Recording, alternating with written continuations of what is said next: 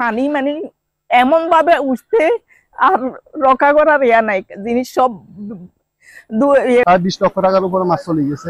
হঠাৎ বন্যা পরিস্থিতিতে তীব্র আকার ধারণ করেছে বাংলাদেশের ফেনী, নোয়াখালী ও কুমিল্লা অঞ্চলে। সবচেয়ে ভয়াবহ অবস্থা দাঁড়িয়েছে ফেনীর ফুলগাজী, পরশুরাম ও ছাগলনাইয়া উপজেলায়। বন্যার পানিতে তলিয়ে গেছে বাড়িঘর, রাস্তাঘাট, ফসলি জমি। এখনও হাজারো মানুষ পানিবন্দী অবস্থায় রয়েছে এসব জায়গায়।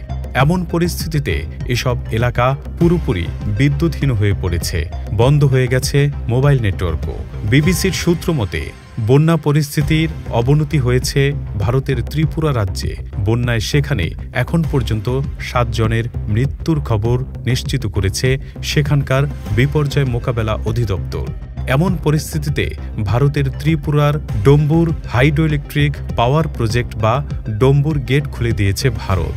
ত্রিপুরা রাজ্যের গোমতীর জেলা প্রশাসক তরিত কান্তি চাকমা তার সরকারি এক্স অ্যাকাউন্টে একথা জানিয়েছেন। ফেনীর নিম্নাঞ্চলের বাসিন্দারা বলেছেন, এই এলাকায় 1988 সালের পর বন্যা পরিস্থিতি এতটা ভয়াবহ হয়নি আগে কখনো। ফেনী জেলা প্রশাসক শাহিনা আক্তার বিবিসি বাংলাকে বলেন, পরিস্থিতি এতটাই খারাপ যে সবার কল্পনার বাইরে। এখন অনেক মানুষ পানিতে আটকা পড়েছে, তাদেরকে উদ্ধারে কাজ করছে সেনাবাহিনী ও কোস্টগার্ড।